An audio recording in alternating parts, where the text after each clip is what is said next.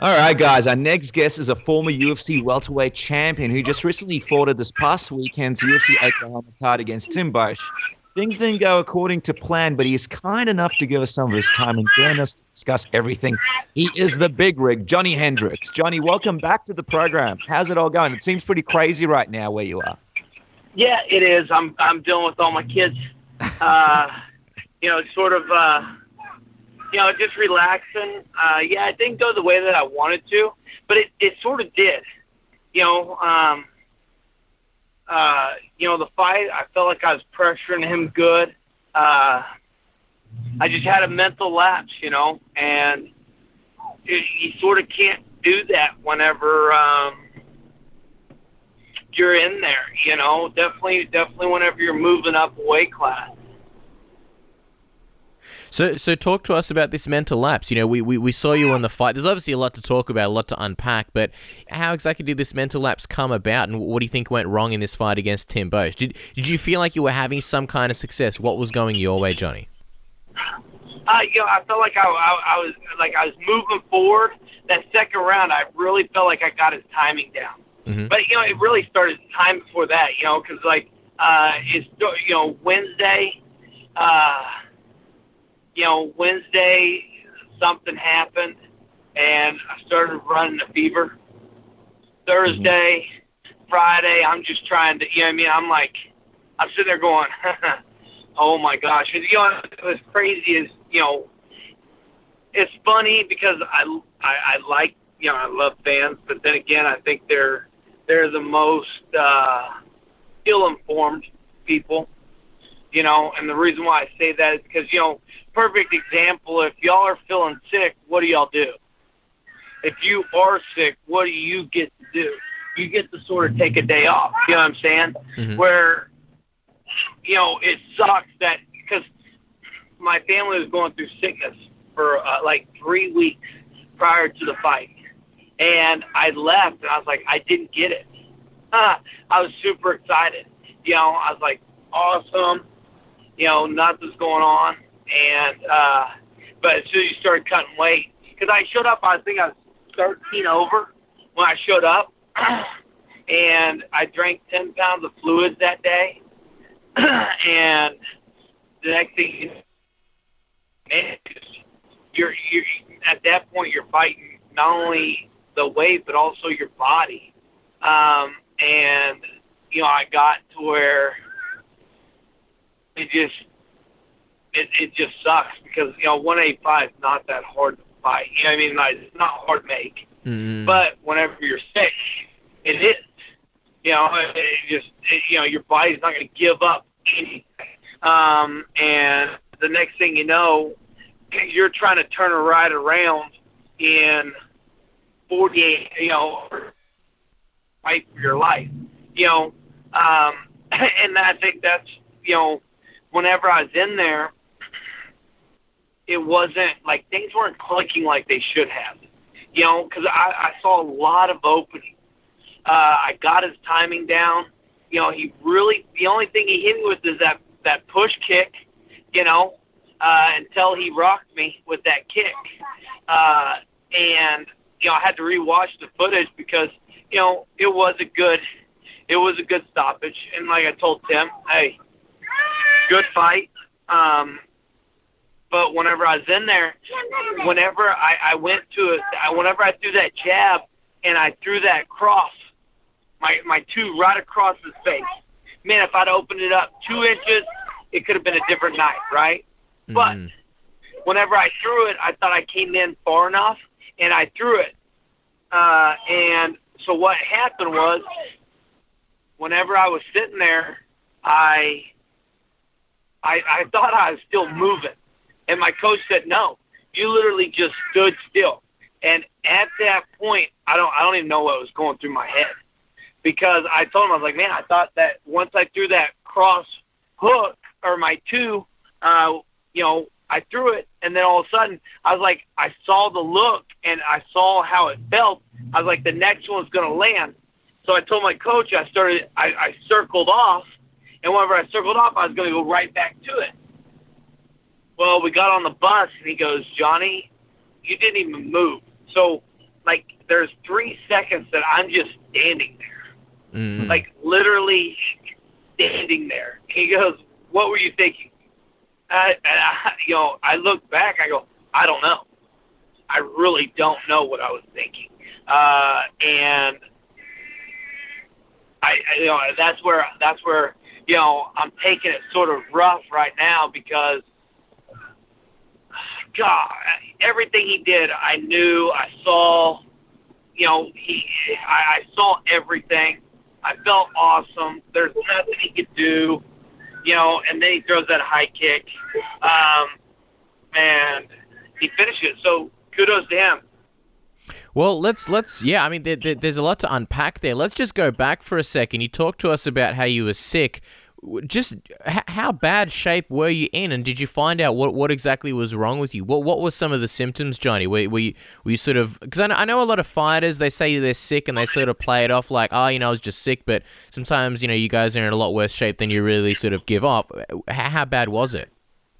You know what? It was just like you're running like 102 temperature for 2 days, and you're playing it that way, You're running a high temperature. You're just trying to do everything you can. You're not trying to kill fluids, but you're trying to keep your fluids up a little bit so that way you can fight it. And I pretty much just told the commission, I was like, guys, I have to fight this fight, and then it broke on Friday, or like late Friday. I think like 1 or 2 o'clock in the morning. And whenever it sort of broke, we tried to hit it hard for, to get that last little bit off. But at that point, my body was just saying, hey, we're just trying to survive at this point. You know what I mean? Because like I said, it's not hard to make 85. And that's why I think it's so funny. These people, they're like, oh, he missed weight again. Oh, he did this. Well, you know what? You have no idea. You know what I mean? Like, you have no idea that, what, anytime you get sick, you go to the hospital, what do? They put you in IV, and they hydrate you up. Why? Because the fluids help you fight the sickness. Mm. And so that's really what I've been trying to do, is I was trying not to put on a lot of weight, but also I was trying to get, because if I don't break that sickness, then what do? Then I don't get the fight. You know what I'm saying? Then you just wasted literally 10 weeks of camp for nothing. And so you're in a catch-22. Do you sit there and say, you know what? I was like, I think I was 3 over, and whenever I was 3 over, you're just not, your body's not breaking it. And so what do? You just sit there and say, hopefully I can, because guess what? They're gonna look at you. They're gonna see that you're not doing well. They're gonna check your body temperature, all that kind of stuff. And so like there's a lot of things that were playing in my head, because I'm sitting here going, I really wanted to fight. That's all I thought about, is I wanted to fight. So, but we also thought that if we could break the sweat or break the temperature, we could get down, and it just didn't happen that way, which sucks. It does. But, we got on, it is what it is. Other than that, I really don't know what else to say besides the fact that you train so hard, you do all these things, and all of a sudden it comes down to literally 2 days of being sick that messes up a great camp.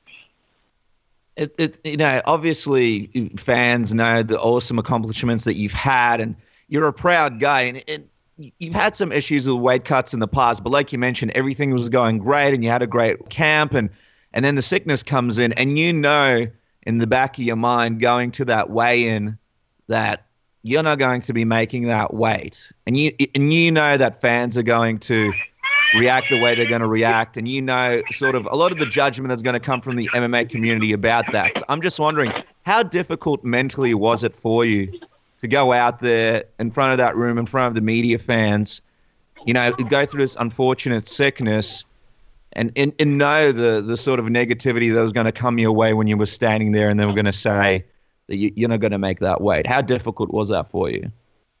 It was really difficult, and like I said, you're sitting here going, right now I'm at 200,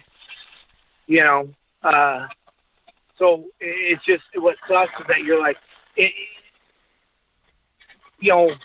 you lose weight so easily at 185, and then all of a sudden you're sitting here going, everything's on track. Everything was on track to be down to weight again.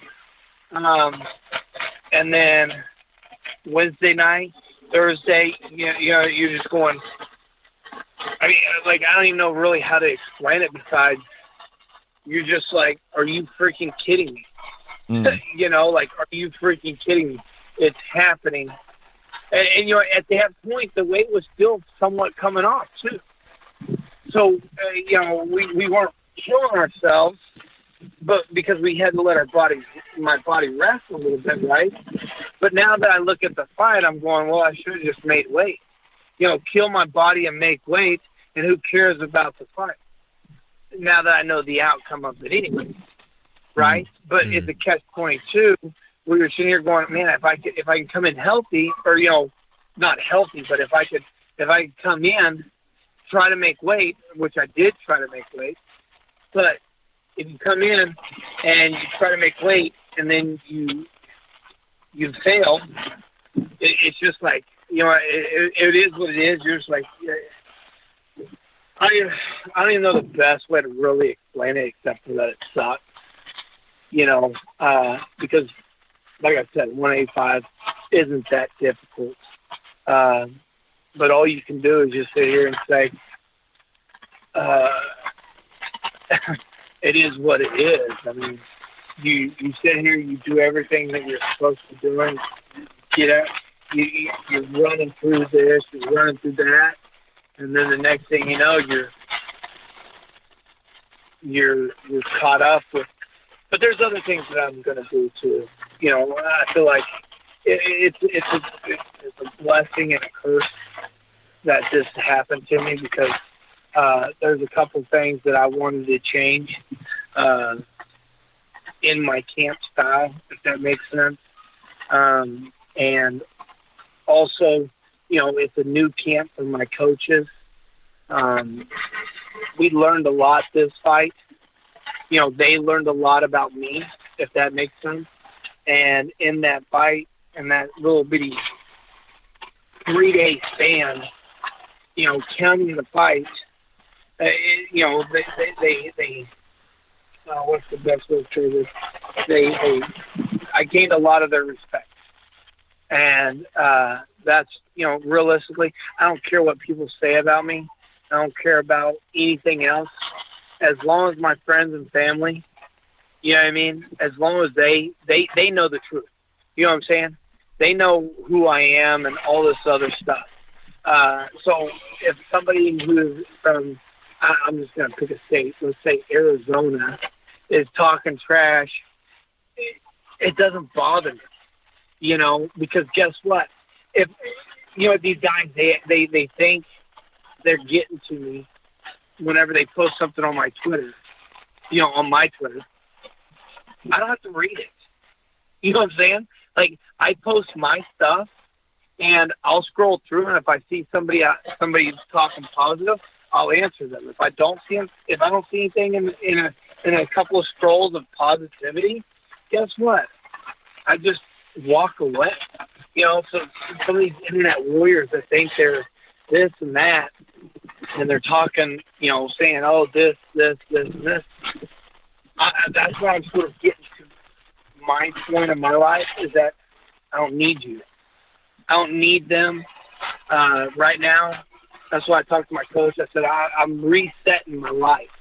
And whenever I reset it, I'm resetting it the way that I want to, and I'm going to be focusing on things that I want to focus on. And he was super happy to hear that I'm going to do that, and that I'm going to start rededicating my life to some other things, and just moving forward from that. And that's really what this fight did for me. You think you're invincible. You go out there, you make weight easy, you move forward, and all of a sudden, God does amazing things with people, and sometimes it's very humbling what he can do. And he sort of did that to me. And now that I know what I need to do and sort of where I need to move forward from, that's really all that I think about right now. Mm. And I'm excited to hear about some of these new changes you'll be making with your camp. But on that, I know you mentioned how what fans said wasn't really affecting you and how you were staying away from social media. But leading into that Tim Boetsch fight, after what happened at the weigh-ins and, fans online saying, Johny Hendricks doesn't have it anymore, he should retire, why is he not making weight, saying all these things about you in the media and headlines about how Johny Hendricks misses weight again. Did any part of that at all affect your mindset going into Tim Boetsch? Because I imagine it does. You're dealing with being sick. You're dealing with this thing where no one's really listening to what happened to you. No one's really listening to the reason why you missed the weight. Everyone's just putting it down to, it's Johny Hendricks and he misses weight again and we can't believe he missed weight this time middleweight. And you're dealing with the fact that you're not sure how your body's even going to go because you're so sick, and this on top of everything else. What kind of effect did it have? I mean, it would be impossible almost for that not to have effect on someone's psyche going into a fight. It does. But you know what? That's why we're the fighters, and that's why they're the keyboard warriors. You know what I mean? Like, if they could handle that kind of criticism, if I could look at a guy, some of these guys, they're like, "Oh, Johnny, you do steroids." I'm like, look in the mirror, man. You probably pop more steroids than the average person can in their life. And you're going to sit here and tell me that's all natural. Like, I'm all natural. Like, if I wasn't all natural, I would have a 6-pack or an 8-pack or a 12-pack, whatever you could possibly have at 185. Or I'd have had it at 170. Does that make sense? Mm-hmm. But I'm not blowing up like these guys. I'm not big like these guys. So whenever you trip back, just a little bit of negativity to them, they crumble like cheap cookies. You know what I'm saying? Where we have to deal with it. As an athlete all my life, whenever somebody sits here and they say their 2 cents, you know what they're really wanting is their 2 cents to be heard. And so, like, for me, I try to block it out. I try to do as much as you can to avoid these negative people. And like you said, sometimes you can't. And, whenever you can't, yeah, it does. You're just, what more than anything, you're sitting here going, man, 85 is so easy to make. Like right now, if they said, hey, you had to fight next week, I could make it. Because I know, I know I'm not going to get sick in the next 2 weeks. Does that make sense? My body already fought it off. So it's going to be easy to make 185. But can I prove that? No. So these guys, so it really, here's the point that I'm trying to make, I guess. It doesn't matter what I say. It doesn't matter that I said, if I say, man, the zombie apocalypse came and they did this, or a perfect example, hey, I got a bunch of dogs, right? I got 6 dogs. If I told my teacher, hey, my dog ate my homework, and it really did, do you think it would matter? Do you think she would believe me? Does that make sense? Yeah. Some of them would. Yeah, some of them would. But then again, some of them would sit there and look at you and go, no, the dog didn't eat your homework. I know that you got dogs, but they didn't eat your homework. Nobody does that. So that's what I'm trying to say. It's like, no matter if it's the truth, people don't care about the truth. They care about, like, and that's sort of what's wrong.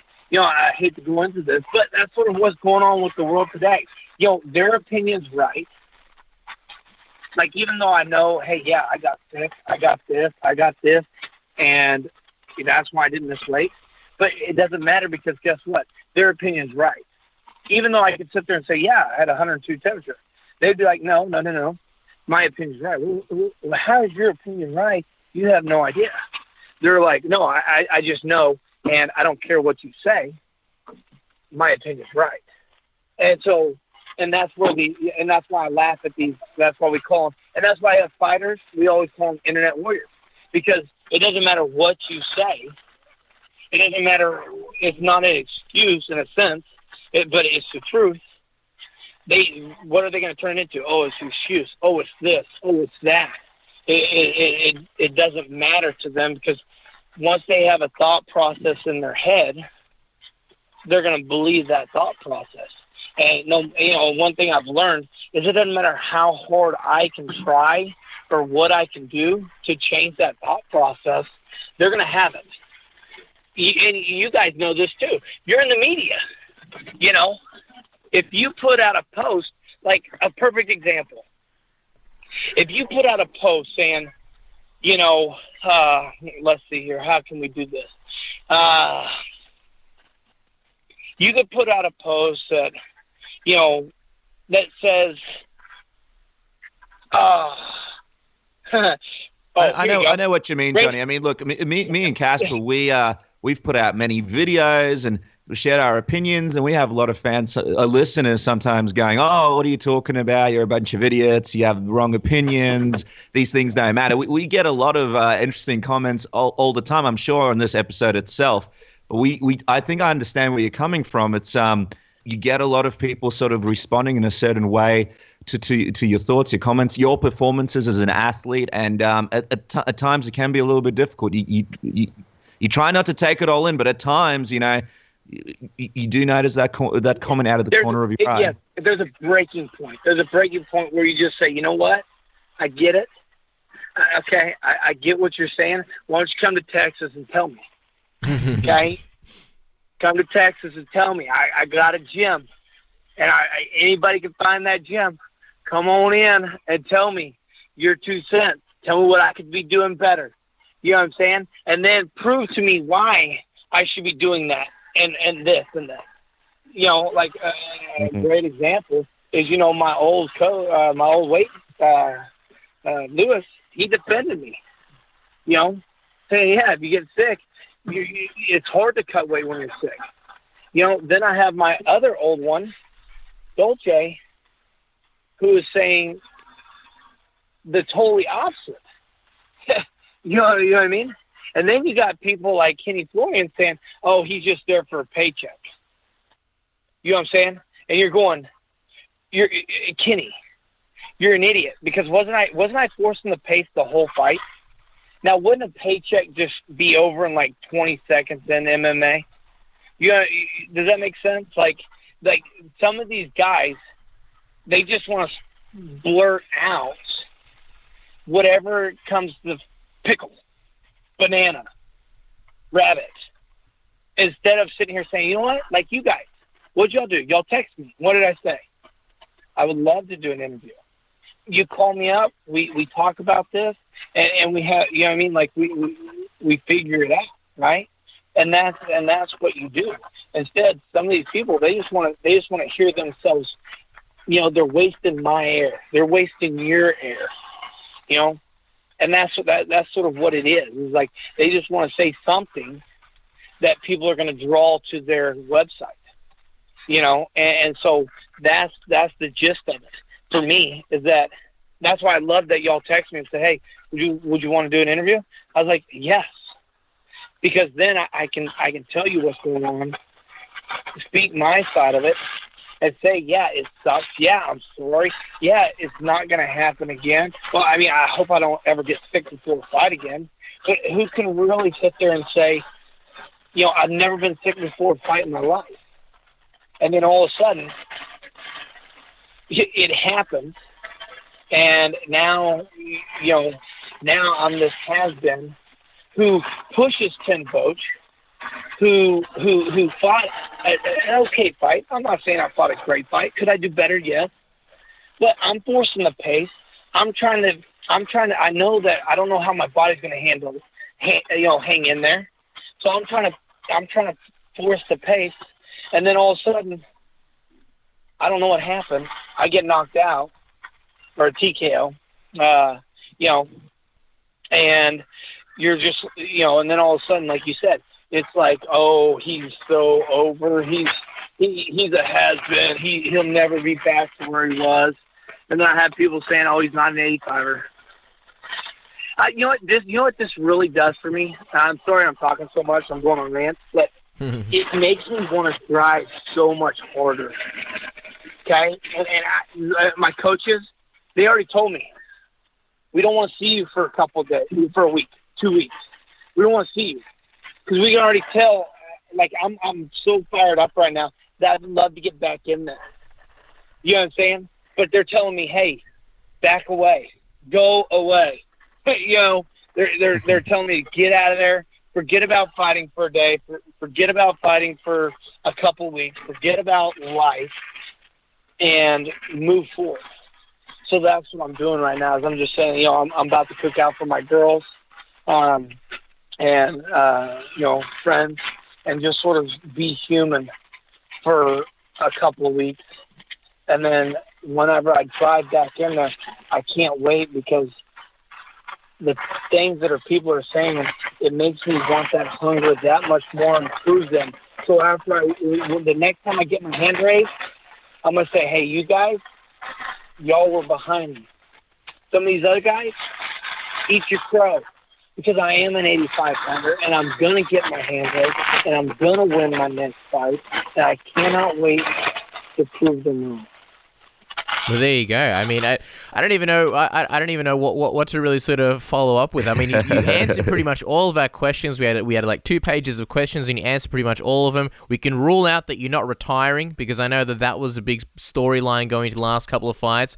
Obviously, Johny Hendricks isn't retiring, and obviously, interrupt me if I'm wrong, but it sounds like you're not retiring. You mentioned that you wanted to make some kind of changes. I guess looking forward, what are some of those changes that you wanted to make in your training camp? You said it was a learning experience. What sort of different sort of things are you going to be doing in the future?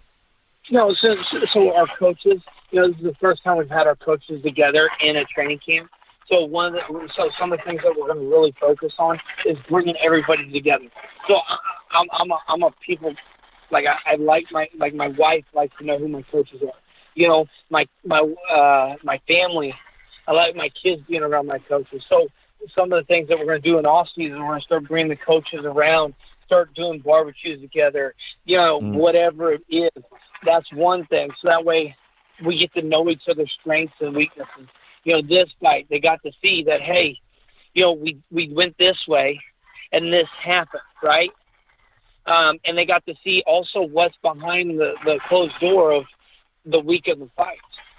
So now they know, hey, all right, you try to explain this to somebody, how you work out this, and this. They don't really comprehend it until they see it firsthand. Now they can say, okay, this is a change that we're going to make, and sort of push forward that way and see what happens. You just got to, those are baby steps that you have to make that'll make me a better fighter, and that's really what it is for me, baby steps. Because if I can make baby steps towards the future that I want, I can be here. I can do this. But I have to make the right baby steps, and I have to have those people. And one thing that I saw, too, my coaches, they batted for me. They were behind me 100%. So, whenever you see that, you're pretty excited that, some people, they might not bat for you like that. They may just say, hey, it is what it is. You move forward, and they say whatever.